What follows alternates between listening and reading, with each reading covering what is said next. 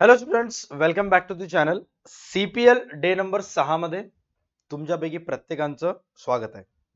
आज 6 जानेवारी आणि जसं की तुम्हाला माहिती आहे 31 दिवस आपण नॉनस्टॉप कव्हर करणार आहोत सर्व आपलं मराठी मीडियम कॉमर्स सिलेबस, ज्याच्यामध्ये आज आपल्याला डे नंबर 6 मध्ये भागीदारीचा अंतिम लेखे हा जो चॅप्टर आहे तो आपल्याला कव्हर करायचा आहे. So without wasting any time फटाफट आपण आजचा हा जो क्लास आहे तो स्टार्ट करूयात. जेवढेही विद्यार्थी हा व्हिडिओ पाहत आहेत, लाईव्ह चॅट सेक्शन मध्ये तुम्हाला लिंक दिसत असेल, ते इंग्लिश मीडियमची लिंक आहे. ज्यांचंही अकाउंट इंग्लिश मीडियम मधून आहे त्यांनी त्या लिंकवर प्रेस करावं, म्हणजेच तुम्हाला डायरेक्ट इंग्लिश मीडियमचा लाईव्ह क्लास करता येईल. आणि या व्हिडिओच्या डिस्क्रिप्शन मध्ये, ह्या स्ट्रीमच्या डिस्क्रिप्शन मध्ये जिथे तुम्हाला मोर बटन दिसत असेल स्क्रीनवर चेक करा, तिथं पब्लिक मराठी मीडियमच्या अकाउंटचे टेस्ट लिंक्स आहेत, जिथे तुम्ही सर्वच्या सर्व जे तुमचं मराठी मीडियम अकाउंटचं सिलेबस आहे त्याचे सर्व ऑब्जेक्टिव्ह वस्तुनिष्ठ प्रश्न सॉल्व्ह करू शकता आणि चेक करू शकता तुमचा अभ्यास किती झालेला आहे काय नाही ते. आणि आजच्या क्लासमध्ये आपण तसंही बघणारच आहोत, बट अगोदर झालेल्या चॅप्टरचे टेस्ट सॉल्व्ह करायचे असतील तर तुम्हाला तिथे लिंक दिलेली आहे. ओके, सो पहिला क्वेश्चन जो आपल्याला आजच्या क्लासमध्ये डिस्कस करायचा आहे पब्लिक, तो आहे खाली दिलेल्या पर्यायामधून योग्य पर्याय निवडून वाक्य पुन्हा लिहा. ओके, सो सर्वात पहिला प्रश्न, जेव्हा भागीदारीच्या व्यवसायात किंवा भागीदारीच्या करारनाम्यात ओके भागीदारींचा नफा तोटा विभाजनासंबंधी उल्लेख नसतो, तेव्हा भागीदार कोणत्या अनुपातात नफा तोटा वाटून घेतात?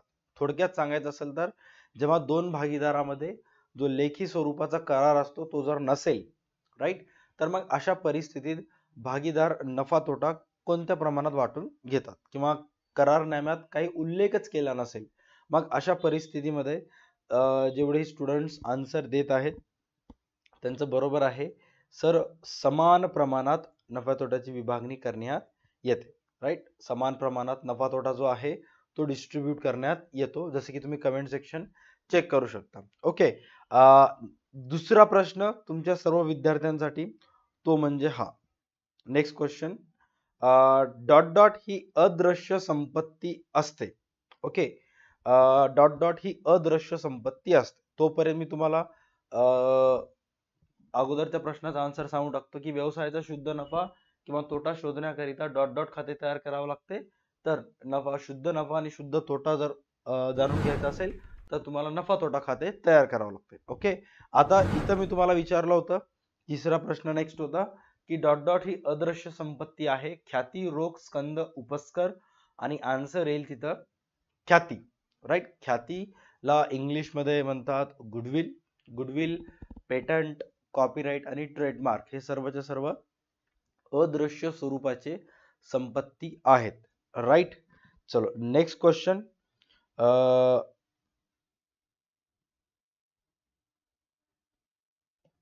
भागीदारीच्या करारात उल्लेख नसेल तर भागीदाराच्या कर्जावर डॉट डॉट दराने व्याज देय असते. आता तुमच्या पुस्तकामध्ये जे प्रात्यक्षिक उदाहरणे आहेत, त्या प्रात्यक्षिक उदाहरणेमध्ये सुद्धा एक गणित आहे, आय गेस 6वं का 7वं गणित आहे, ज्यामध्ये सुचेता नावाच्या एका भागीदाराकडून आपल्या व्यवसायानं कर्ज घेतलेलं आहे. ओके, आणि त्या कर्जाची जर रक्कम किती त्याच्यावर व्याज निघेल हे दिलं नसेल तर मग कायद्यानुसार किती टक्के व्याज निघते. म्हणजे थोडक्यात सांगायचं असेल तर कधी कधी आपला व्यवसाय जो आहे तो बँकेकडून किंवा इतर कोणत्याही वित्तीय संस्थांकडून कर्ज घेण्याऐवजी दोन भागीदारापैकी जर एक भागीदार आर्थिकदृष्ट्या सक्षम असेल तर मग आपल्या व्यवसायाला जर कर्जाची गरज लागलेली आहे ते बँकेकडून नाही घेतात, ते एका भागीदाराकडून घेतात जो आर्थिकदृष्ट्या सक्षम असतो. ओके, मग आता इथं काय सांगण्यात आलेलं आहे की जर भागीदारीच्या करारात उल्लेख नसेल तर मग त्या भागीदाराच्या कर्जावर किती टक्के दराने व्याज देय असेल. किती टक्के दराने व्याज देय असेल तर ऍज पर डीट करारानुसार, सॉरी, ऍज पर भारतीय भागीदारी कायदा 1932 नुसार 6% व्याजदर त्याच्यावर तुम्हाला द्यावं लागेल. Okay, done.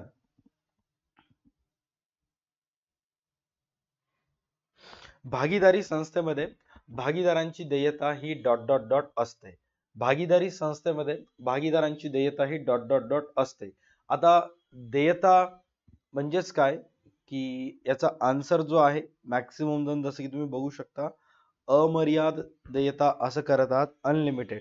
आता हे अमर्याद देयता म्हणजे काय की कधी कधी अशी परिस्थिती व्यवसायावर येते की व्यवसायामध्ये जी संपत्ती असते आणि व्यवसायावर जी देयता असते ती देयतेची परतफेड करण्यासाठी व्यवसायातील संपत्ती पुरेशी नसते. म्हणजे उदाहरणार्थ आपल्या व्यवसायावर कर्ज आहे, लॅबिलिटी आहे 15 लाखाची आणि व्यवसायामध्ये संपत्ती आहे फक्त 10 लाखाची. मग अशा परिस्थितीत राहिलेले जे 5 लाख आहेत ते 5 लाख भागीदारांना त्यांची वैयक्तिक संपत्ती, कोणाला स्वतःचे घर विकावं लागेल, कोणाला स्वतःचं सोनं वगैरे विकून, स्वतःचं सोनं वगैरे विकून व्यवसायाची देयता द्यावी लागते. अशा परिस्थितीत त्या देयतेला अनलिमिटेड लॅबिलिटीज, अमर्यादित देयता असे म्हणतात. ओके. जे भागीदारांचं वय 18 पेक्षा जास्त असते अशा भागीदारांची देयता अमर्यादित असते आणि ज्या ज्या भागीदारांचं वय वर्ष 18 पेक्षा कमी असते अशा भागीदारांची देयता मर्यादित असते. Okay, done. त्याच्यानंतर नेक्स्ट प्रश्न.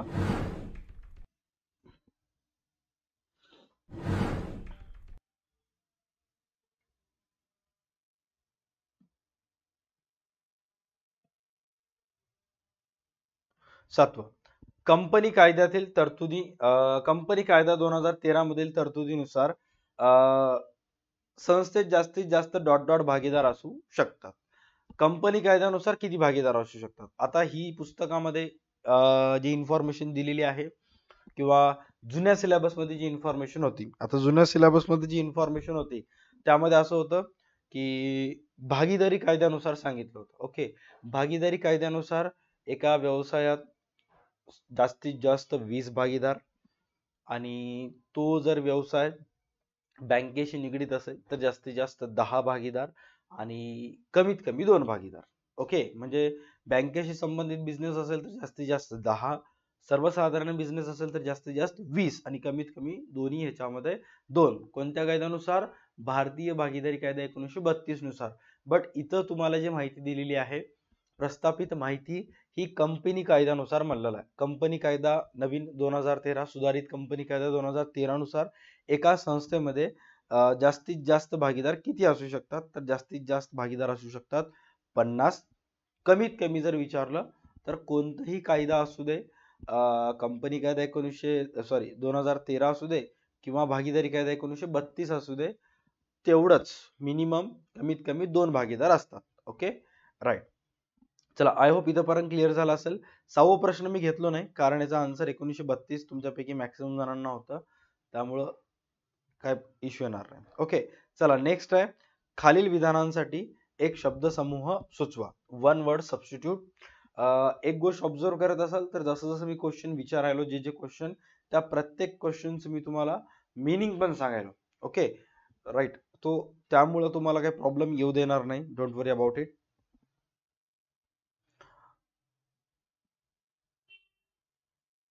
भागीदारांनी स्वतःच्या वैयक्तिक उपयोगाकरिता वेळोवेळी व्यवसायातून उचललेली रोख रक्कम. राईट.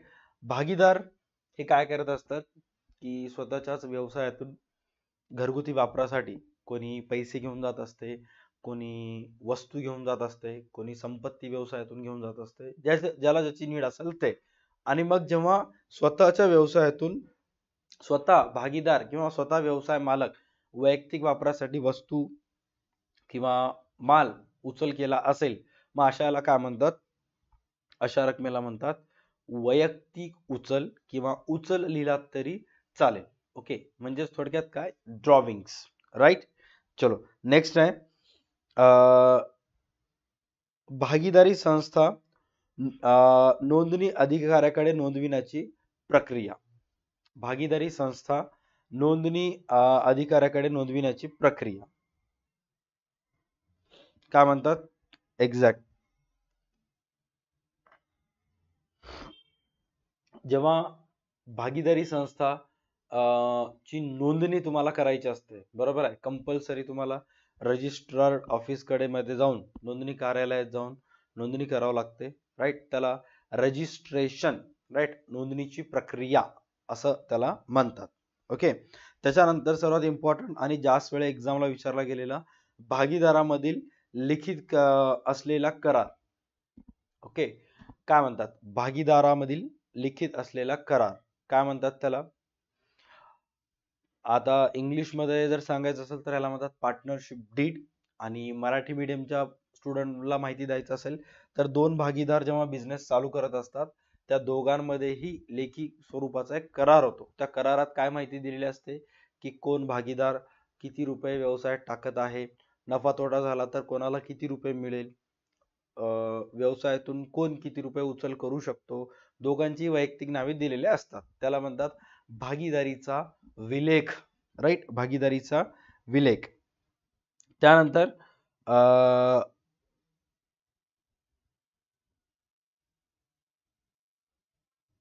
अशा भांडवल पद्धतीमध्ये प्रत्येक भागीदाराचे फक्त भांडवल खातेच उघडले जाते. ओके. भागीदाराच्या भांडवल ओपन करण्याची दोन पद्धती असतात. राईट. एका याच्यामध्ये भागीदाराचे जे भांडवल असते ते दरवर्षी समसमान असते. ओके. जे मागच्या वर्षी होतं तेच या वर्षी.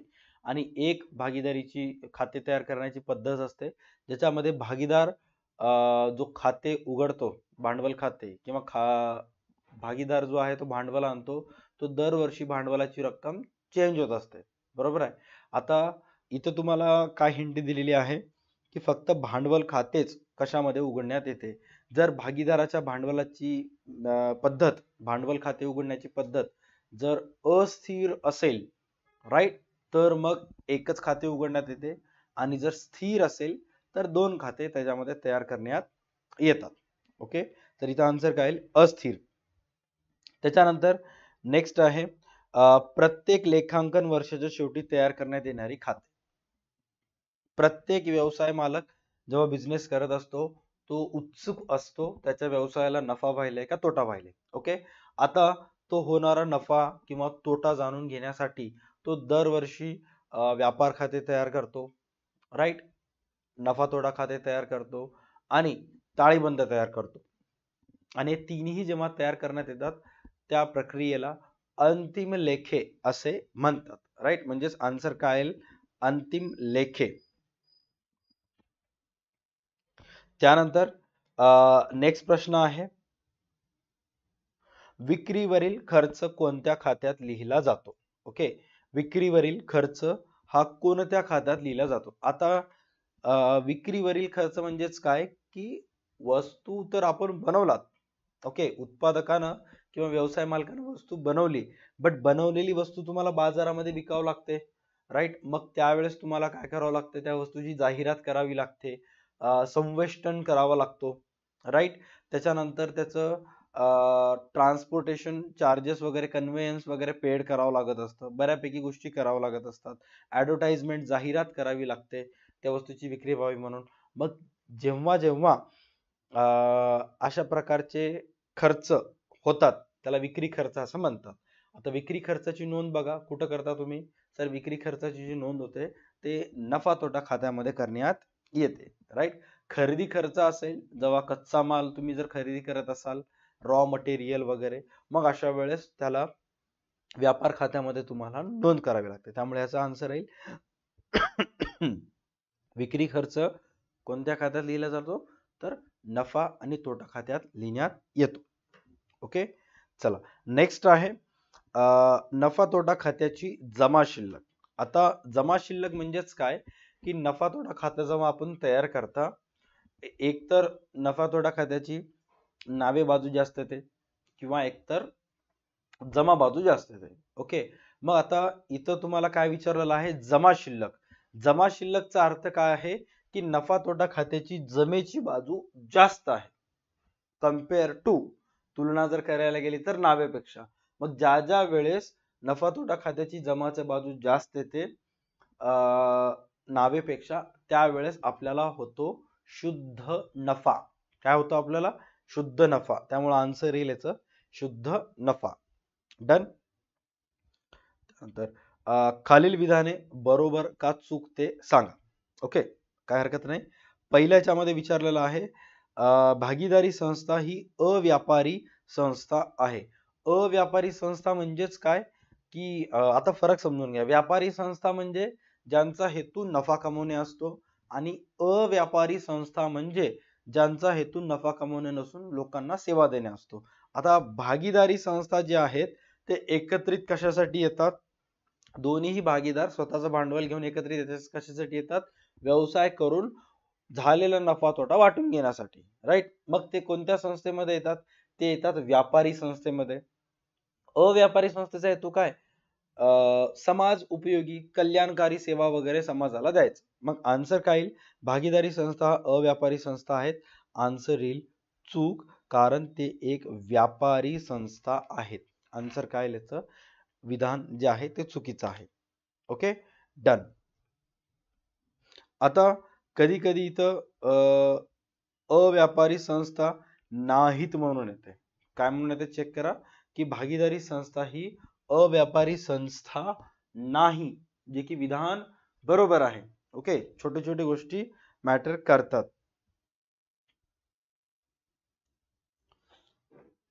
नेक्स्ट सांगलेला आहे की आगत वाहतूक खर्च हा खरेदीवरील वाहतूक खर्च आहे. आता आगत वाहतूक खर्च म्हणजे काय? की जेव्हा जेव्हा तुम्ही कच्चा माल खरेदी करता आणि खरेदी करून ते तुमच्या व्यवसाय संस्थेपर्यंत आणता, राईट, त्यावेळेस जो खर्च लागत असतो त्या खर्चाला आगत वाहतूक खर्च असे म्हणतात किंवा आगत खरेदीवरील वाहतूक खर्च असे म्हणतात. उदाहरणार्थ, सपोज तुम्ही असं डिसाईड केलं की यावर्षी श्री गणपतीची मूर्त्या बनवून तुम्हाला विकायच्या आहेत. मग तुम्ही काय केलं? जिल्हा लेवलला जाऊन एका होलसेल विक्रेत्याकडून शाडूची माती आणली.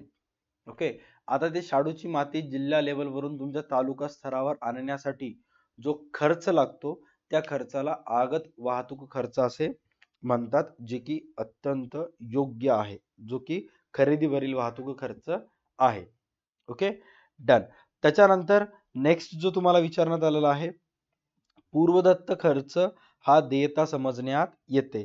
पूर्वदत्त खर्च म्हणजेच काय? की सपोज आज आता समजा चालू आहे 2023. ओके, आणि तुम्ही काय केलं? एका व्यक्तीला ऍडव्हान्स मध्ये 2025 चे पैसे देऊन टाकलेत. म्हणजे 2024 मध्येच तुम्ही 25 चे पैसे दिलेत, तर 2024 मध्ये त्या 25 च्या पैशाला पूर्वदत्त खर्च असं म्हणतात. का? कारण वेळेच्या अगोदरच तुम्ही ते पैसे दिलेले आहेत. त्याच्या बदल्यात तुम्हाला आणखी सेवा मिळाली नाही. सपोज तुम्ही तुमच्या घरमालकाला जर पुढच्या वर्षीच रूम भाडं किंवा घर भाडं दिलं, तर त्याच्या बदल्यात तुमच्या घरमालक तुम्हाला आणखी सेवा देणे बाकी आहे पुढच्या वर्षीची, तो तुम्हाला त्या जागेवर राहू देईल पूर्ण पुढचं वर्षभर, राईट. मग अशा परिस्थितीत आन्सर काय? याचा आन्सर येईल पब्लिक पूर्वदत्त खर्च हा देयता समजण्यात येतो. चुकीचा आहे, कारण पूर्वदत्त खर्च हा व्यवसाय संस्थेसाठी संपत्ती असते, ना की देयता. ओके, हा अदत्त खर्च जर आलं तर मग अदत्त खर्च आपल्यासाठी देयता असते, कारण आपण आणखी ते दिलेले नसतो. त्यानंतर ताळेबंद हे पत्रक, ताळेबंद पत्रक हे एक खाते आहे. आता हे एकदम बेसिक आहे. ताळेबंद पत्रक एक खाते आहे म्हणाले. काय वाटते तुम्हाला आन्सर काय असेल? सर, ताळेबंद एक असे पत्रक आहे की जे आपल्या व्यवसायाची आर्थिक स्थिती दर्शवते एका पर्टिक्युलर डेट पर्यंत, एका विशेष दिनापर्यंत, जे की आपल्या व्यवसायातील सर्व संपत्ती व आपल्या व्यवसायातील सर्व देयता याबद्दल माहिती सांगत असते. मग ताळेबंद पत्रक हे आपल्यासाठी खाते नसून ते एक वित्तीय स्थिती किंवा व्यवसायाची आर्थिक परिस्थिती दर्शविणारे विवरण आहे. त्यामुळं हा जो विधान आहे तो येईल चुकीचा. बॅलन्स शीट किंवा ताळेबंद हे खाते किंवा अकाउंट नसून एक स्टेटमेंट आहे. त्यानंतर अग्रिम मिळालेले उत्पन्न ही देयता असते. ओके, अग्रिम मिळालेले उत्पन्न देयता असते म्हणजे याचा अर्थ काय? की सपोज तुम्ही एक घरमालक आहात. आता या परिस्थितीमध्ये स्वतःला तुम्ही घरमालक समजायचंय. ओके, आणि तुमच्या टेनंटनं किंवा तुमच्या भाडेकरूनं तुम्हाला 2025 चं भाडं 2024 मध्येच दिलं. मग चेक करा, चालू वर्षाचं तर भाडं त्यांना दिलंच, पण पुढचं वर्ष 2025 चंच भाडं त्यांना 2024 मध्येच तुम्हाला देऊन टाकला. मग अशा परिस्थितीत तुमच्याजवळ पैसे तर आले, बट तुमच्याकडून त्या व्यक्तीला सेवा केली का पुढच्या वर्षीची? नाही, कारण तुम्हीचे हात कालावधीने बांधलेले आहेत. आता जोपर्यंत पुढच्या वर्षी येत नाही तोपर्यंत ते पैसे तुमच्यासाठी काय असणार? देयता असणार. राईट, त्यामुळे अग्रिम मिळालेली उत्पन्न हे आपल्यासाठी देयता असते. हे विधान बरोबर आहे. राईट. त्यानंतर बुडीत व संचयित कर्जनिधी आरडीडी धनकोवर आकारली जाते. आता बुडीत व संचयित निधी म्हणजे काय? आपले पैसे कोण बुडवते? सर, आपले पैसे बुडवणारा व्यक्ती एकच असतो, तो म्हणजे ऋणको. ओके. आणि एक तर तो जर पैसे बुडवला तर त्याला बुडीत निधी म्हणतात. आणि व्यवसाय मालकाला वाटत असेल की बाबा ऋणको कडून 50,000 येणं बाकी आहेत आणि 2,000 त्याच्याकडून बुडायचे चान्सेस आहेत. राईट. मग अशा त्या 2,000ला व्यवसाय मालक नाव काय देतो? बुडीत व संचयित कर्ज निधी. व्यवसाय मालकाला वाटते की बाबा बुडतील, त्याला इंग्लिश मध्ये म्हणतात आरडीडी, जे की धनकोवर नसून आरडीडी आकारण्यात येते ऋणकोवर. कोणावर आकारण्यात येते? ऋणकोवर. राईट, इथपर्यंत क्लिअर झालं? शाबाश. त्याच्यानंतर नेक्स्ट काही क्वेश्चन्स आहेत. ख्याती ही अदृश्य संपत्ती असते. आता हा एकदम सोपा टॉपिक आहे. ह्याच्यामध्ये सांगितलेलं आहे की ख्याती ही अदृश्य संपत्ती असते. आता अदृश्य संपत्ती म्हणजे काय? आपल्या व्यवसायामध्ये काही काही अशी संपत्ती असते जी आपण उघड्या डोळ्यांनी पाहू नाही शकत, स्पर्श करू शकत नाही, बट त्याचा फायदा आपल्या व्यवसायाला होत असतो. राईट, त्याला म्हणतात ख्याती. आता उदाहरणार्थ मी जर तुम्हाला विचारलं की बाबा माझ्याकडून जर मी तुम्हाला 25,000 रुपये दिले आणि तुम्हाला सांगितलं की तुम्ही कोणती मोबाईल घेणार, मग तुम्ही काय सांगता की सर मी वन प्लसचा फोन घेईन सर, असं म्हणता. आता मार्केटमध्ये फक्त एकटा वन प्लस नाही, अनेक कंपनीचे ब्रँड्स आहेत. ओप्पो आहे, विवो आहे, ॲपल आहे, सॅमसंग आहे, अनेक कंपनी आहेत. हे सर्व कंपनीचे नाव न घेता तुम्ही फक्त आणि फक्त कोणत्या कंपनीचं नाव घेतलं? One plus. याचाच अर्थ त्या कंपनी विषयी तुमच्या मनात काय आहे? त्या कंपनी विषयी तुमच्या मनात ख्याती आहे. ऑलराईट. आता याचा फायदा काय झाला? तुम्ही तर ते मोबाईल घेतलाच, त्याचबरोबर तुम्हाला जरी आणखी कोणी विचारलं की बाबा मला एक मोबाईल घ्यायचा, मग तुम्ही सुद्धा त्याला काय सांगणार? वन प्लस नाव सांगणार. मग असे जेव्हा केव्हाही तुम्ही तुम्हाला कोणी विचारलं तर प्रत्येक वेळेस तुम्ही त्याच एका स्पेसिफिक कंपनीचं किंवा प्रमंडळाचं नाव घेत असता. का? कारण त्या पर्टिक्युलर कंपनी विषयी तुमच्या मनात एक गुडविल क्रिएट झालेला आहे, ख्याती निर्माण झालेली आहे, आणि ह्याचाच फायदा कोणाला होतोय? कंपनीला होते. त्यामुळे ख्याती ही अदृश्य स्वरूपाची संपत्ती आहे, which is absolutely correct. Okay. त्यानंतर नेक्स्ट प्रश्न आहे, बँकेचे कर्ज ही चल देयता आहे. आता जेव्हा जेव्हा तुम्ही बँकेकडून कर्ज घेता, ते घेतलेले जे कर्ज आहेत ते चल देयता म्हणा. आता चल देयतेचा अर्थ काय आहे? की जी देयता एका वर्षाच्या आत परतफेड करण्यात येते, अशा देयतेला चल देयता म्हणतात. आणि जी देयता दीर्घकाळापर्यंत आपल्या व्यवसायात असते, अशा देयतेला स्थिर देयता असे म्हणतात. मग आता इथं बँकेचे जे कर्ज आहे, जेव्हा केव्हा तुम्ही बँकेकडून कर्ज घेता, सर्वसाधारणपणे लोक जे बँकेकडून कर्ज घेतात, आता गृह कर्ज घ्यायचं असेल, ज्याला की आपण म्हणतो होम लोन, किंवा वाहनावरील कर्ज घ्यायचं असेल, कार लोन, तर अशा परिस्थितीमध्ये जे कर्जाचा कालावधी असतो तो 8 ते 10 वर्षाचा असतो कारच्या बाबतीत, आणि घराच्या बाबतीत तो 20 ते 25 वर्षापर्यंतचा असतो. मग आता जोपर्यंत ते कर्जाची परतफेड होत नाही तोपर्यंत ती कर्जाची रक्कम प्रत्येक व्यवसाय मालक त्याच्या व्यवसायाच्या ताळेबंदाच्या देयता बाजूला ते दाखवावे लागते. समजा आज 2024 मध्ये मी एक दुकानातील मोठ्या मोठ्या मशिनरीज बसवलं, स्वतःजवळ पैसे नव्हते म्हणून बँकेकडून कर्ज घेतलं आणि जवळपास 20 लाखाची मशिनरी खरेदी केली, 20 लाखाची, आणि 10 वर्षासाठी कर्ज घेतलं. ओके. तर आता त्या 20 लाखाची परतफेड येणाऱ्या 10 वर्षात टप्प्याटप्प्याने मला करावं लागणार आहे. ओके. मग अशा परिस्थितीत ते जे 20 लाख रुपये आहेत ते 10 वर्ष म्हणजे 2024 पासून 2034 पर्यंत माझ्या व्यवसायात ताळेबंदाच्या देयता बाजूला ते कर्ज मला दाखवावं लागणार आहे. आणि 10 वर्षाचा कालावधी म्हणजे एका वर्षापेक्षा जास्त किंवा अर्थशास्त्राच्या भाषेत अतिदीर्घ काळ समजण्यात येतो. मग अशा परिस्थितीत बँकेचे कर्ज आहे हे चल देयता म्हणता येणार नाही. आपल्याला त्याला फिक्स्ड किंवा स्थिर देयता म्हणावी लागेल. चल देयता म्हणजे काय, जे एका वर्षाच्या आत परतफेड करण्यात येते. कोणते कोणते आहेत चल देयता? जसे की कमी कालावधीपर्यंत लोन असेल, शॉर्ट टर्म लोन असेल, 3 महिन्यासाठी, 4 महिन्यासाठीचं, 11 महिन्यासाठीचं कर्ज असेल, त्याला शॉर्ट टर्म लोन म्हणून आपण ऍड करू शकतो. ओके, चला नेक्स्ट प्रश्न आहे, गटात न बसणारा शब्द ओळखा. आता इथं तुम्हाला काही शब्द दिलेले आहेत, त्याच्यामध्ये सर्वात पहिले दिलेलं आहे मजुरी, वेतन, अधिकार शुल्क आणि आयात शुल्क. आता मजुरी जी आहे ते व्यवसाय मालकामार्फत मजुरांना देण्यात येते, जे की दैनंदिन बेसिसवर देण्यात येते, आणि जोपर्यंत मजुरी देत नाही तोपर्यंत उत्पादन होत नाही, त्यामुळे मजुरीला प्रत्यक्ष खर्चामध्ये कॅटेगराईज करण्यात येते. अधिकार शुल्क सुद्धा जोपर्यंत आपण अधिकार शुल्क पेड करत नाही तोपर्यंत आपल्याला ज्या वस्तूचं उत्पादन करायचं आहे त्याचा अधिकार आपल्याला मिळत नाही, त्यामुळे ते सुद्धा आपल्यासाठी प्रत्यक्ष खर्च आहे. त्याच्यानंतर वेतन म्हणलेलं आहे. आयात शुल्क सांगून टाकतो. आयात शुल्क म्हणजेच काय, की आपल्या वस्तूचं उत्पादन होत असताना जेव्हा आपण बाहेर देशातून वस्तू आपल्या देशात मागवतो, आता जोपर्यंत ते आयात शुल्क पेड करणार नाही तोपर्यंत आपल्या वस्तूचं उत्पादन होणार का, नाही. म्हणजेच हे तिन्ही जे खर्च आहेत हे प्रत्यक्ष उत्पादनाशी संबंधित आहेत.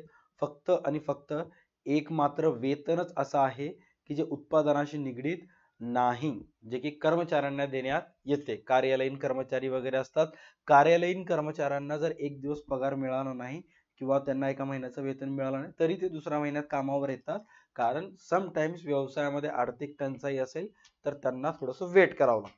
ओके, ज्यांचं किंवा ते जे काम करत आहेत ते प्रत्यक्ष उत्पादनाशी निगडीत नसून उत्पादनाशी निगडीत नसलेले सुद्धा कार्य असू शकतात. ओके, त्यामुळे त्यांना देण्यात येणारे वेतन हे ऑड वन आहे.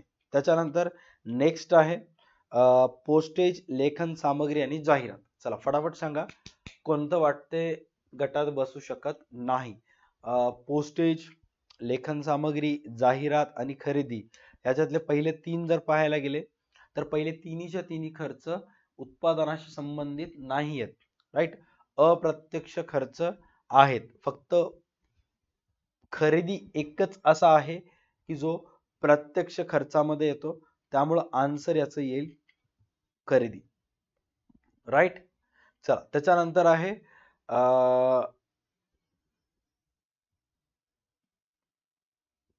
भांडवल, प्राप्य विपत्र, राखीव निधी, बँक ओव्हरड्राफ्ट. आता भांडवल जे आहे हा व्यवसाय मालकामार्फत व्यवसायात टाकण्यात येतो, जे की व्यवसायासाठी देयता असते. प्राप्य विपत्र म्हणजेच काय, आपल्याला विपत्राचे बिल आपण तयार केलो त्याचे पैसे आपल्याला येणं बाकी आहेत, जे की आपल्या व्यवसायासाठी लायबिलिटीज संपत्ती असते. राखीव निधी मागच्या वर्षीच्या शुद्ध नफ्यातून बाजूला काढलेला हिस्सा असतो. शुद्ध नफा जसं व्यवसायासाठी देयता असते त्याचप्रमाणे राखीव निधी सुद्धा व्यवसायासाठी देयताच असते. त्याच्यानंतर आहे बँक ओव्हरड्राफ्ट. बँक ओव्हरड्राफ्ट म्हणजे आपण बँकेला देणं बाकी असलेले पैसे, ते सुद्धा आपल्या व्यवसायासाठी काय असतात, देयता असतात. त्याच्यामुळं ह्या 3 ह्याच्यामध्ये 4च्या सेटमध्ये फक्त एकच संपत्ती आहे, बाकी सर्व ऍसेट आहेत. ओके, त्याच्यानंतर इमारत, यंत्रसामग्री, उपस्कर आणि देय विपत्र. याच्यामध्ये मी जाणार देय विपत्रासोबत. वाय? बिकॉज सर इमारत, यंत्रसामग्री, उपस्कर हे सर्वच्या सर्व काय आहेत, संपत्ती आहेत. फक्त देय विपत्राचे काय आहेत, देयता आहे. ओके, त्याच्यानंतर प्राप्त कसर, प्राप्त लाभांश, प्राप्त व्याज आणि घसारा. आता याच्यामध्ये असं समजू नका की प्राप्त प्राप्त प्राप्त आलेलं आहे. हा, कधी कधी ते लॉजिक येते, बट समटाइम्स. ओके, कसर म्हणजे काय, तुम्हाला कोणीतरी 10 रुपयाची वस्तू 8 रुपयाला दिली तर 2 रुपये तुमच्यासाठी कसर आहे, 2 रुपये तुमच्यासाठी काय आहे, फायदा आहे, डिस्काउंट रिसिव्ड आहे. प्राप्त लाभांश, तुम्ही एका कंपनीमध्ये पैसे गुंतवलात, त्या गुंतवलेल्या रकमेवर कंपनीने तुम्हाला लाभांश दिला. राईट, मग अशा वेळेस ती जी लाभांशाची रक्कम आहे, ती जी डिव्हिडंडची रक्कम आहे, ते तुमच्यासाठी काय असते? उत्पन्न असते. तुम्हाला होणारा फायदा असतो. त्याच्यानंतर व्याज. व्याज तर तुम्हाला माहितीच आहे. तुम्ही कोणाला तरी पैसे दिलेत, तो महिन्यावर वापरला, त्याच्यावर 2,000 रुपये, 3,000 रुपये तुम्हाला व्याज दिला. म्हणजे तिन्ही गोष्टीमुळे तुम्हाला फायदा होत आहे. फक्त ह्या एका गोष्टीमुळे तुम्हाला नुकसान होत आहे. का नुकसान होत आहे? कारण घसारा जो आहे तो व्यवसायासाठी व्यवसायामध्ये जी असणारी स्थिर संपत्ती असते त्याची कंटिन्युअस वापर केल्यामुळे त्याची किंमत कमी होते. आता उदाहरणार्थ सपोज हा माझ्याजवळ असणारा एक मोबाईल आहे. ओके.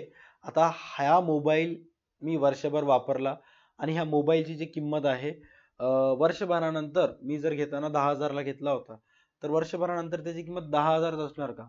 नाही सर, 7,000 होईल. मग मोबाईलचा वापर केल्यामुळे 3,000 रुपये त्याची किंमत कमी झाली. त्या 3,000 रुपयाला म्हणतात घसारा. त्यामुळे इथं आन्सर काय येईल याचा? सर याचा आन्सर येईल घसारा. Okay, done. त्याच्यानंतर तिसरा प्रश्न नेक्स्ट आहे विधाने पूर्ण करा. विधाने पूर्ण करामध्ये आपण जाऊयात तिसऱ्या प्रश्नाकडे. भागीदारी व्यवसाय डॉट डॉट असणे आवश्यक आहे. भागीदारी व्यवसाय काय असणे आवश्यक आहे? आता ह्या विधाने पूर्ण करामध्ये तुम्हाला जे उत्तरामध्ये पर्याय असतात ते दिलेले नसतात. तुम्हाला योग्य पर्याय मनातल्या मनात विचार करून लिहावे लागतात. ओके. आता भागीदारी व्यवसाय काय असणे आवश्यक आहे? की कोणताही भागीदारी व्यवसाय हा कायदेशीर असणे आवश्यक आहे. कायदेशीर म्हणजेच काय? लॉफुल. कारण जे बेकायदेशीर व्यवसाय असतात, बेकायदेशीर व्यवसाय म्हणजे असे व्यवसाय की ज्याची परवानगी शासनामार्फत दिल्या जात नाही, अशा व्यवसायाला बेकायदेशीर व्यवसाय म्हणतात. त्याची परवानगी शासनामार्फत दिल्या जात नाही. बट कायदेशीर व्यवसाय असेल तर त्याची परवानगी दिल्या जाते. त्यामुळे व्यवसाय हा कायदेशीर असला पाहिजे. आता ओळखायचं कसं की व्यवसाय कायदेशीर आहे का बेकायदेशीर आहे? समजा तुम्ही मागच्या अनेक वर्षापासून प्लास्टिकच्या पिशव्या बनवत होतात आपल्या महाराष्ट्रामध्ये. काही अशा प्रकारचे प्लास्टिकच्या पिशव्या असतात, राईट? आता ह्या प्लास्टिकच्या पिशव्या बनवता असताना अचानकपणे सरकारचा नियम आला की बाबा आजपासून महाराष्ट्रामध्ये प्लास्टिकवर बंदी आहे. कोणीही प्लास्टिकच्या पिशव्या वापरायचं नाही. इन्स्टेड ऑफ दॅट तुम्ही पेपर बॅग्स किंवा कापडाची पिशव्या डीमार्ट मध्ये मिळतात तसं तुम्ही वापरू शकता. ओके. मग अचानकपणे शासनाच्या नियमामध्ये बदल झाल्यामुळं तुमचा व्यवसाय बेकायदेशीर ठरला जातो. अगोदर तुम्ही लॉफुल होतात, लीगल होतात, कायदेशीर होतात. आता तुमचा व्यवसाय कसा आहे? बेकायदेशीर आहे, राईट? त्याच्यानंतर नेक्स्ट प्रश्न आहे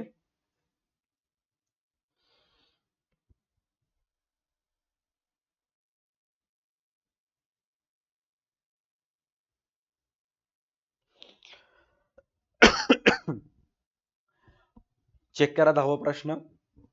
भागीदाराला द्यावयाचे कमिशन भागीदारी संस्थेचा डॉट डॉट डॉट आहे. काय सांगण्यात आलेलं आहे? चेक करा की भागीदाराला जे कमिशन देते व्यवसाय, ओके, तर कमिशन म्हणजेच काय की भागीदार जर काही एक्स्ट्रा काम केला, व्यवसायामध्ये एक्स्ट्रा सेल्स केला, कोणाला तरी पकडून आणून व्यवसायातले वस्तू विकला, तर अधिकच्या केलेल्या कामाबद्दल कमिशन दिले जाते. अर्थात सांगायचं असेल तर कायद्यामध्ये त्याच्याबद्दल काही नमूद केलेले नाहीये की मिळायलाच पाहिजे. बट भागीदारांना जर घ्यायचं असेल तर भागीदारीच्या विलेखामध्ये स्पेशल तरतूद करून भागीदार जे आहेत एक्स्ट्रा केलेल्या कामाबद्दल कमिशन घेऊ शकतात. ओके. आता जर आपल्या व्यवसायानं भागीदाराला कमिशन दिलं तर व्यवसायासाठी किंवा भागीदारी संस्थेचा तो काय असतो? तो एक प्रकारचा खर्च असतो, राईट? एक प्रकारचा तो काय असतो? खर्च असतो. ओके. त्यानंतर सॉरी, हा नाही, हा येऊन जाईल तुम्हाला. भागीदाराच्या भांडवलावरील व्याज हे डॉट डॉट खात्याच्या नावे बाजूवर दर्शविण्यात येते. ओके. आता तुम्हाला इथं प्रश्न विचारलेला आहे की भागीदाराच्या भांडवलावर व्याज. भारतीय भागीदारी कायदा 1932 नुसार कोणत्याच भागीदाराला भांडवलावर व्याज दिल्या जाऊ नये किंवा कंपल्सरी नाही की व्याज मिळायलाच पाहिजे. बट जर एखाद्या भागीदाराला त्यानं व्यवसायात गुंतवलेल्या भांडवलावर व्याज जर पाहिजे असेल तर तो भागीदारीच्या विलेखमध्ये दोन्ही भागीदार नमूद करू शकतात की आम्ही व्यवसाय स्टार्ट करत आहोत आणि आमच्या भांडवलावर आम्हाला दरवर्षी 5% व्याज पाहिजे. मग अशा परिस्थितीत त्यांना ते व्याज मिळू शकते. ओके, कायद्यानुसार नाही, बट त्यांच्या भागीदारीच्या विलेखात मेन्शन केला असेल, नमूद केला असेल, तरतूद प्रोव्हिजन केला असेल तर मिळू शकते. ओके, मग आता हे व्याज कोण द्यावं, तर व्याज द्यावं व्यवसाय. व्यवसाय कुठून देईल, व्यवसायाच्या शुद्ध नफ्यातून भागीदारांना व्याज देईल. मग आता व्यवसाय जर भागीदाराच्या भांडवलावर भागीदारांना व्याज देत असेल तर ती रक्कम व्यवसायासाठी जी आहे ते खर्च असते, राईट, आणि भागीदारासाठी उत्पन्न असते. आता व्यवसायासाठी खर्च म्हणजेच कोणत्या बाजूच्या कोणत्या खात्याच्या नावा बाजूवर येईल, तर ती येईल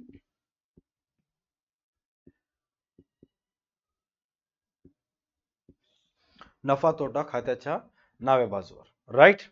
ग्रेट.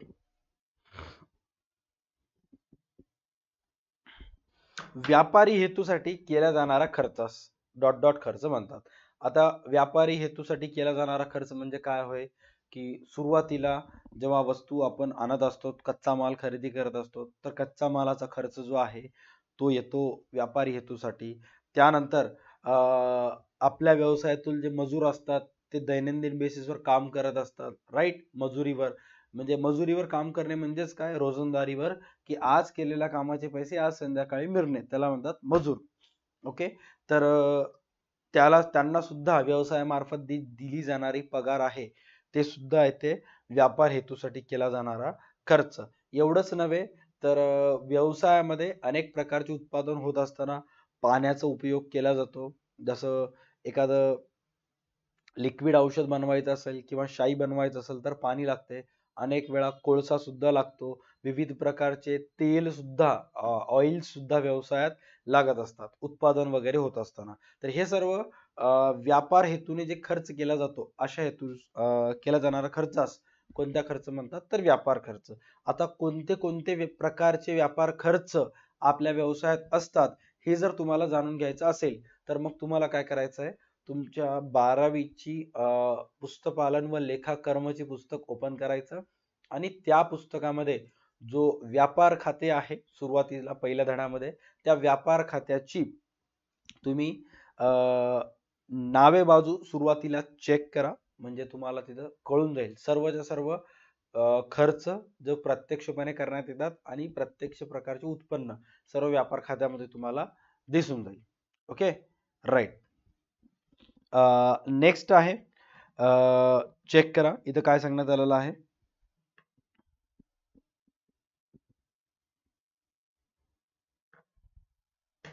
खरेदी परत डॉट डॉट मधून वजा करण्यात येते. आता काही वेळा असं होते की व्यवसायानं खरेदी केलेला माल काही कारणास्तव परत करण्यात येतो. आता त्याच्या मागे अनेक रिझन असतात. काही वेळा ते खरेदी केलेले वस्तू खराब वगैरे निघतात किंवा ज्या प्रकारचे आपण वस्तू मागवलो त्या प्रकारचे येत नाहीत किंवा ज्या तारखेला एका विशिष्ट तारखेला आपल्याला ते वस्तू पाहिजे होते ते जर तारीख निघून गेली आणि त्याच्यानंतर जर ते आलं तरी मग सुद्धा आपण ती वस्तू काय करतो, तर परत करतो. ऑलराईट. मग अशा वेळेस खरेदी परत केलेली जेवढीही रक्कम असते ते व्यवसायानं एकूण खरेदी केलेल्या रकमेतून किंवा एकूण खरेदी केलेल्या वस्तूच्या किमतीतून खरेदी परतची रक्कम जी आहे ते वजा करण्यात येते. ओके, चला नेक्स्ट प्रश्न आहे, जेव्हा नमुना म्हणून मोफत माल वाटला जातो तेव्हा तो भागीदारी संस्थेचा डॉट डॉट समजण्यात येतो. आता भरपूर वेळेस असं होते की आपल्या व्यवसायामध्ये आपण मोफत नमुना वाटतो. का मोफत नमुना वाटतो, की बाबा काही वेळा कंपनी नवीन नवीन प्रकारची उत्पादनं तयार करत असते, राईट, आणि जेव्हा कंपनी नवीन उत्पादने तयार करत असते डायरेक्ट कस्टमरला माहित नसते की बाबा हे प्रोडक्ट कसा आहे, चांगला आहे की खराब आहे. मग कस्टमर काय करत असतो माहित आहे का, कस्टमर जो आहे तो घेत नाही. एवढी मोठी 1 लिटरची बॉटल घेऊन कसं करू? मग कंपनी अशा वेळेस काय करते, त्यांच्या अगोदरपासून जे सेल होत असलेले प्रोडक्ट आहेत त्याच्यासोबत तो एक छोटा छोटा शॅम्पूचे पॅकेट देत असतात. समटाइम्स आता मार्केटमध्ये इतके सारे कंपनीज आहेत. सपोज आपण उदाहरणार्थ घेऊयात पतंजली. ओके, पतंजली सुद्धा कंपनी आता FMCG सेक्टरमध्ये आलेली आहे, जिथं तो घरगुती उपयोगासाठी आपण जेही वस्तू खातो, रवा, मैदा, तेल, राईट, तर अशा प्रकारची वस्तू ती बनवत आहे. जेव्हा पतंजलीनं सर्वात जास्त विकणारा आयटम आहे त्यांचा दंतकांती टूथपेस्ट. ओके, मग आता पतंजलीनं शॅम्पू सुद्धा काढलं, बट लोकांना कुठं माहित ते शॅम्पू चांगले आहेत की खराब आहेत. मग पतंजली कंपनीनं काय करायला स्टार्ट केलं, प्रत्येक पेस्टच्या एका बॉक्समध्ये त्यांनी एक एक शॅम्पूचं पॅकेट टाकलं. आता मग जो ग्राहक जो आहे तो अगोदर तो मोफत नमुना ट्राय करेल, त्याला जर तो आवडला तर मग काय करेल, तो वापस नवीन घेईल. नवीन घेईल म्हणजेच काय की तो तो मोफत नमुना त्याला वाटलं तर मग तो काय करेल, आता मोठी बॉटल घेण्याला प्रिफर करेल. मग आता कंपनीला त्यांची विक्री जर वाढवायची असेल तर अगोदर त्यांचे जे वस्तू आहेत ते मोफत द्यावं लागतात, जेणेकरून ग्राहकांना एक्झॅक्ट कळेल. अशा परिस्थितीमध्ये ते जे सर्वच्या सर्व वस्तू आहेत ते आपल्या व्यवसाय संस्थेसाठी कोणता खर्च समजण्यात येतात, अप्रत्यक्ष किंवा जाहिरात खर्च, अप्रत्यक्ष किंवा जाहिरात खर्च समजण्यात येतात. माझं जर विचार कराल तर अप्रत्यक्ष लिहिला तर मे बी सरांना समजणार नाही, कारण जाहिरात हे अप्रत्यक्षच खर्चाचं उदाहरण आहे, त्यामुळे जाहिरात लिहिला तर बेटर समजेल. ओके, चला नेक्स्ट प्रश्न आहे, सहमत का असहमत? वरील विधानाशी तुम्ही सहमत आहात का असहमत आहात ते तुम्हाला सांगायचं आहे. जस्ट 1 सेकंड, 1 मिनिटाचा टाइम द्या मला फक्त. Give me just 1 minute of time. Just 1 minute.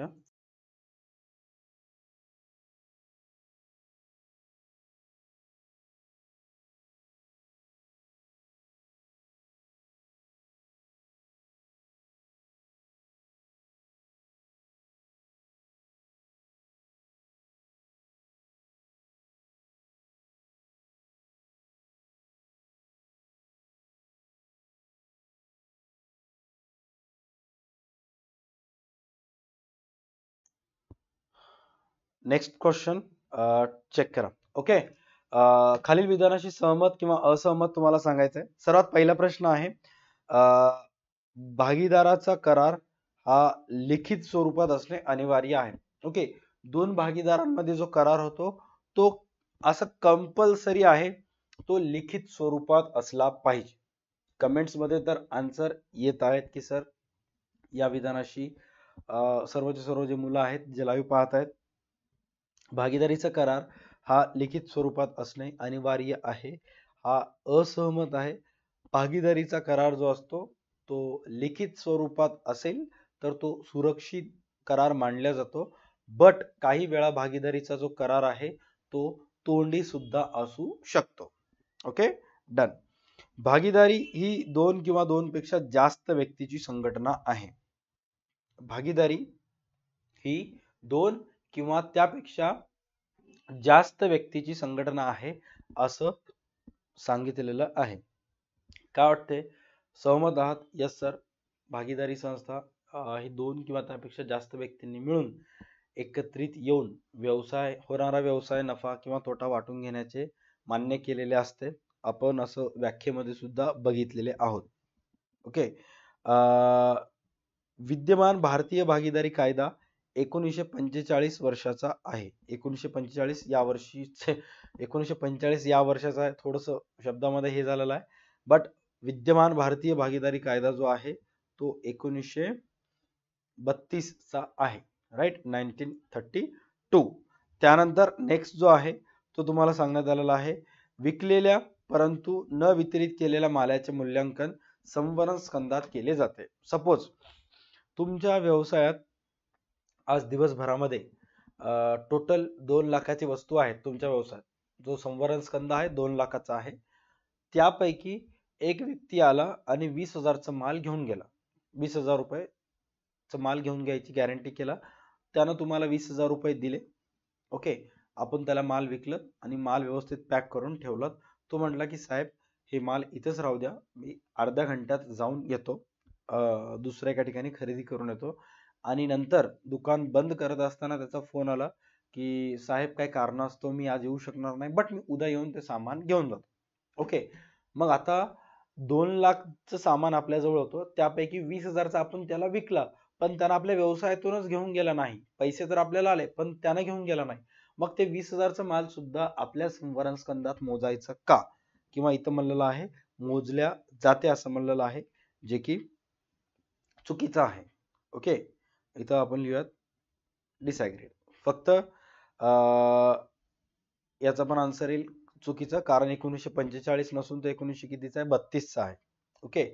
आणि याचा सुद्धा आन्सर येईल चूक, असहमत, ते मालाचे मूल्यांकन केल्या जात नाही. नेक्स्ट क्वेश्चन आहे, सर्व प्रकारचे वित्तीय खर्च नफा तोटा खात्याच्या नावे बाजूवर दर्शविण्यात येतात. ओके. सर्व प्रकारचे वित्तीय खर्च नफा तोटा खात्याच्या नावे बाजूवर दर्शविल्या जातात, जे की अतिशय योग्य आहे. ऑल एक्सपेन्सेस अप्रत्यक्ष किंवा वित्तीय खर्च आहे, ज्याची संबंध व्यवसायाशी असतो, तो नफा तोटा खात्याच्या नावे बाजूस दर्शविण्यात येतो. ओके. त्याच्यानंतर नेक्स्ट आहे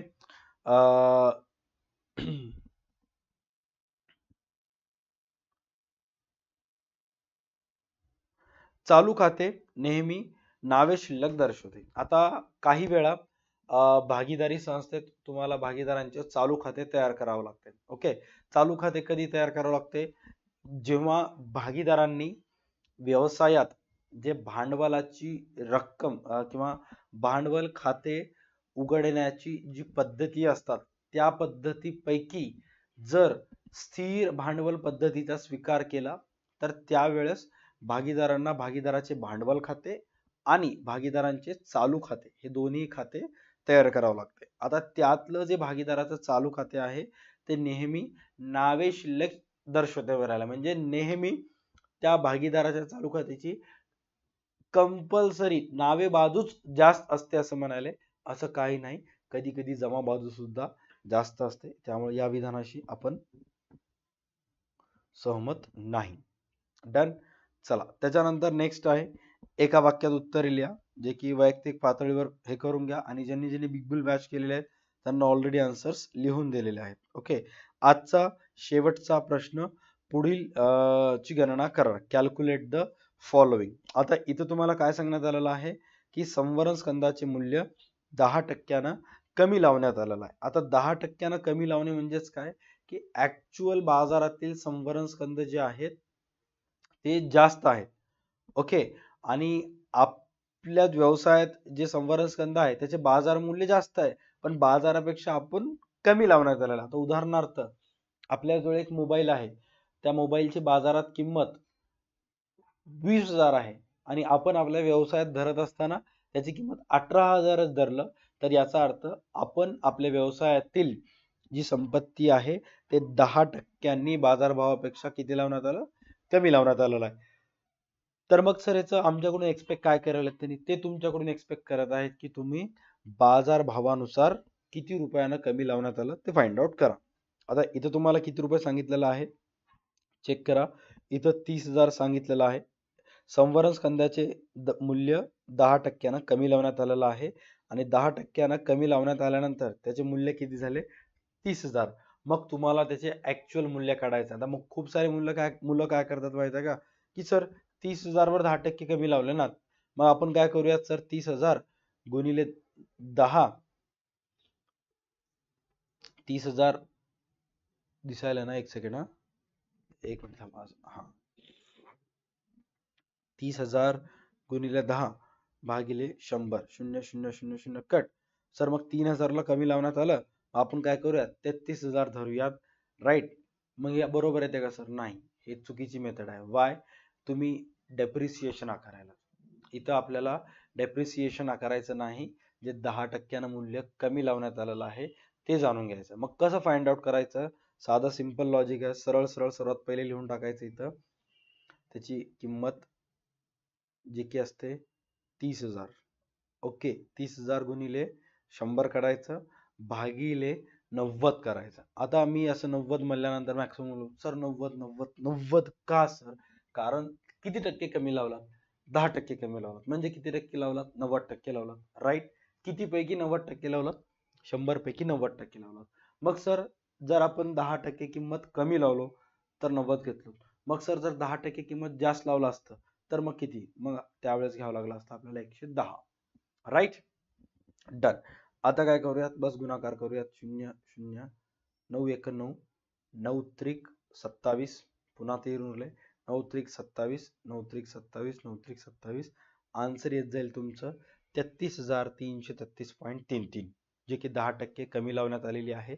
आणि जेव्हा तुम्ही या 33,333.33 चा गुणाकार या 10 सोबत करताल तर तुम्हाला 30,000च्या मालाची ऍक्च्युअल बाजारभावानुसार किंमत कळते जे की असेल 33,333.33. राईट? बस एवढंच करायचं कॅल्क्युलेट. बाकी दुसरं तिसऱ्या याच्यामध्ये काहीही नाही. त्याच्यानंतर फर्निचरवर तुम्हाला घसारा आकार म्हणलेला आहे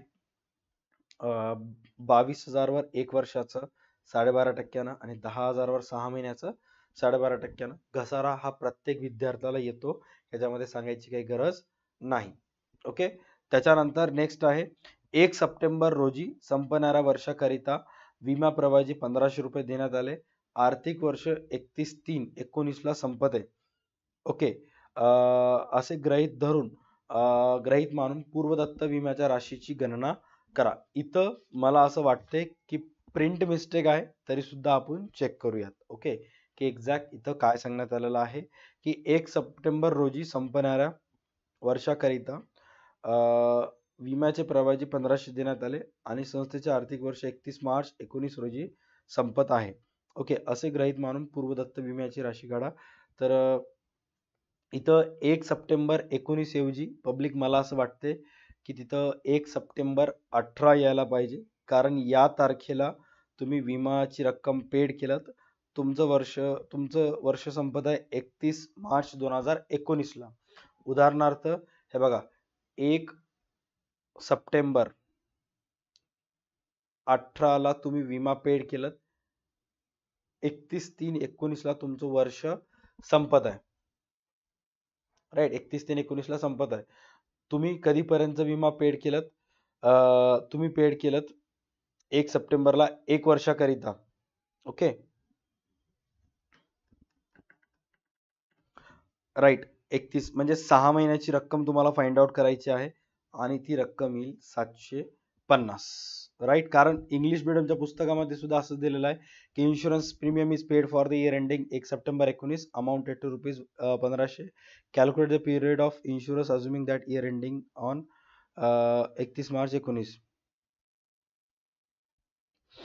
तेच येते 750 रुपयाच येते. किंवा याचं दुसरं सुद्धा अर्थ समजू शकता की 1 वर्ष 31/3/19 ला संपत आहे, 31 मार्च 19 ला, आणि तुम्ही जर पुढच्या वर्षीच्या 1 सप्टेंबर 19 पर्यंत इन्शुरन्स पेड केला तर याचा अर्थ 6 महिन्याचंच येते. राईट? त्यामुळे मला असं वाटते की तिथं अमाऊंट यायला पाहिजे 750. आता हे प्रिंट मिस्टेकवर आहे, समटाइम्स इथं चेंज सुद्धा आपण करू शकता.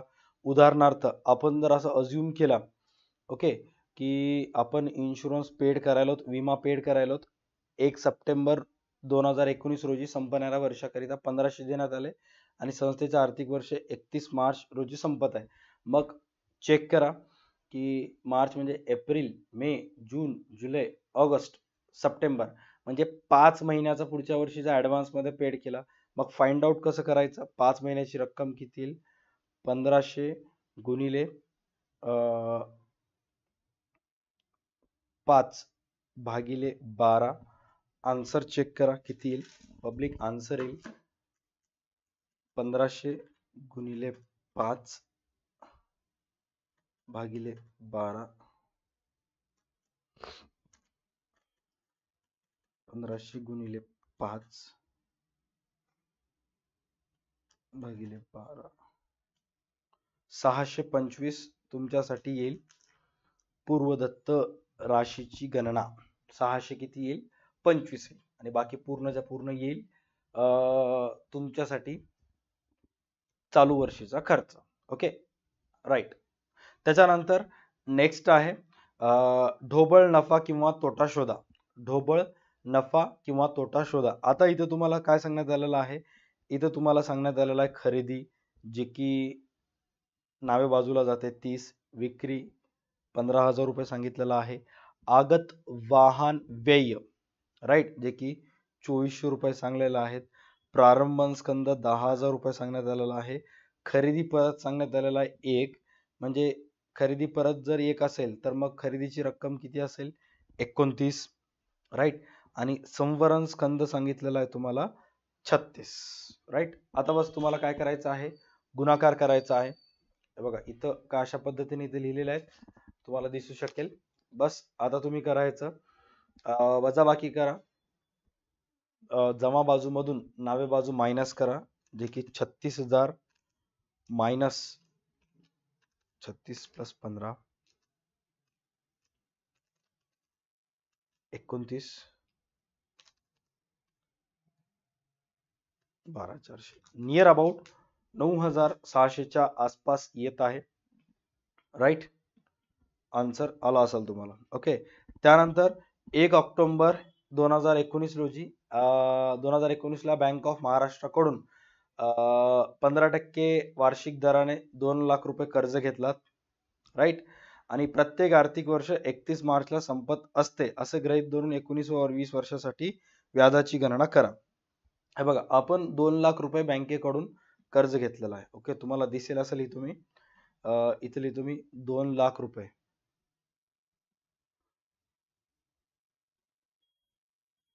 15% त्याच्यावर वार्षिक व्याज आहे राईट. किती महिन्यासाठी?